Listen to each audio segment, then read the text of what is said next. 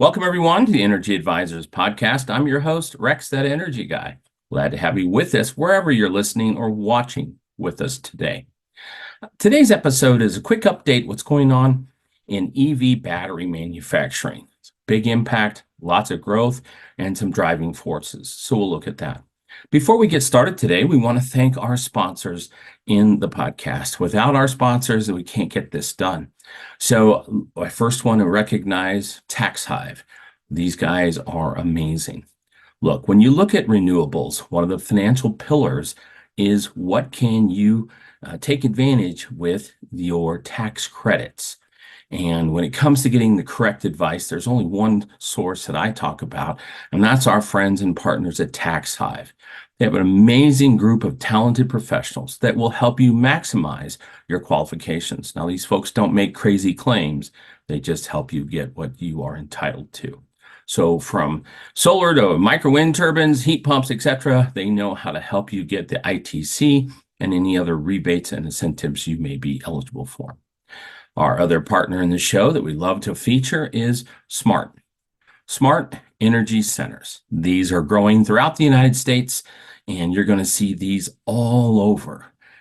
The plan is for more than 2,600 retail locations. And what Smart is doing is bringing energy solutions to nearly everyone.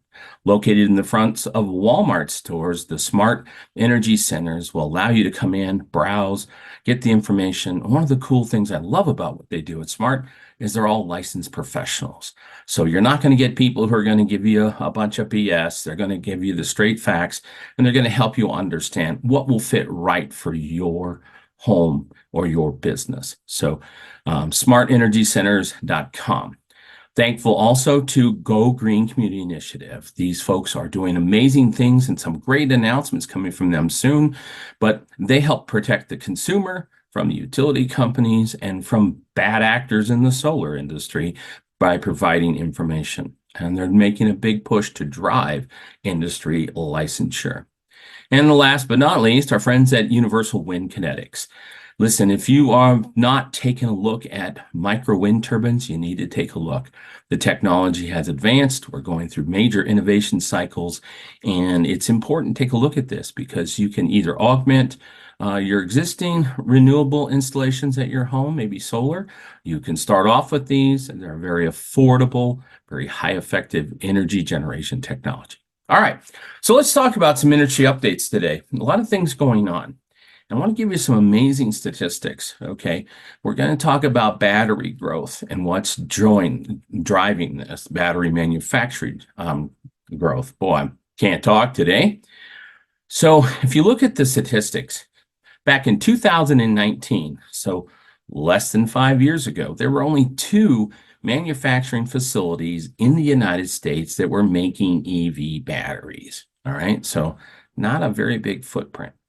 If you fast forward to today, and thanks to the Inflation Reduction Act, where there were funds available for the manufacturing, that was passed on August 16th of 22.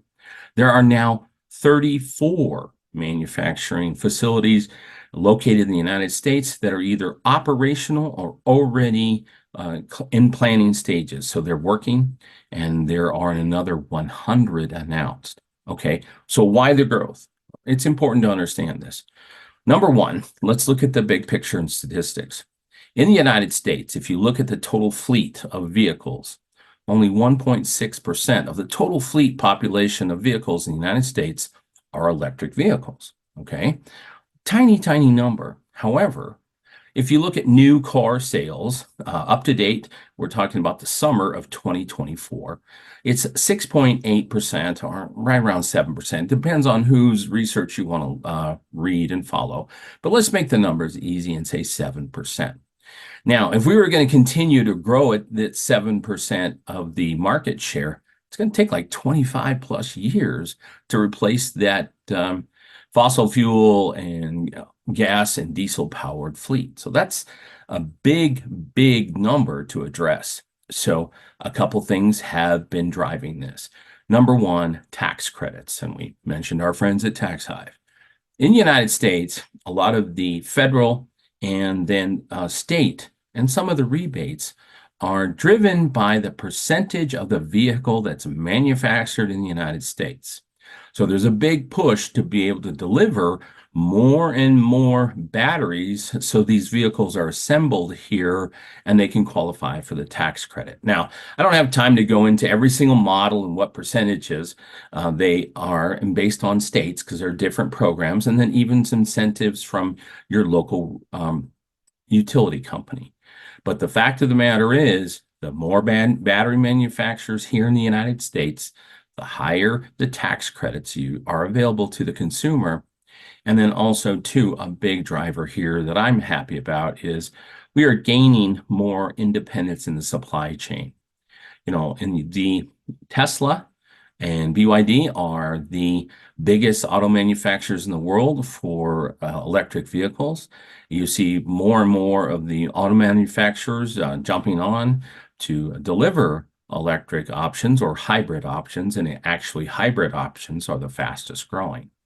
So what's good about this is these manufacturing facilities that are being stood up in the United States help create an independence. And it doesn't matter that China is considered an enemy in the United States or any other place in the world. I mean, South Korea is doing some interesting things. Samsung has introduced a new solid state battery that is amazing technology that will essentially double the mileage capacity of EVs. So it's a good thing that's happening. We have funding that was available for this, and then the demand is increasing so fast. But it's a big, big market to address, with only 1.6% of the automobile fleet in the United States is EV. Now, take a step out, thanks to Europe and different parts of the world, but primarily Europe, the entire world percentage of EVs is 12%. So we still have a long way to go to move those over to renewable technologies. And I'm going to look down the crystal ball a little bit, and I think we're going to see hydrogen cells come on the scene pretty quickly. Manufacturers like Mercedes have already jumped in, and they're starting to put a lot of R&D dollars into that. So that's today's, spark of the day and update. We're going to continue to see these numbers increase. It's a good thing. I don't get into the politics on the show very often. We try to show both sides based on who we have, but we're generally going to see a lot of growth in this sector. And it's a good thing because the more energy choices that we have, the better it is. Remember, there is no one size fits all, no matter what side of the pendulum you want to look at, whether you are someone who likes fossil fuel driven vehicles, or you're like electric. It comes down to use case. Use case is always important. How many miles you drive per day, the types of commuting, where you're hauling things, where you're charging your vehicles, and of course, the economics. So until next time, thanks for tuning in. Glad to have you with us. Always stay connected with us if you're on the video platforms, for hitting the subscribe button and then mark the notifications. And if you are on the podcast platforms, please follow the show. So until next time, I will say what I always say: thanks, and make it a great day.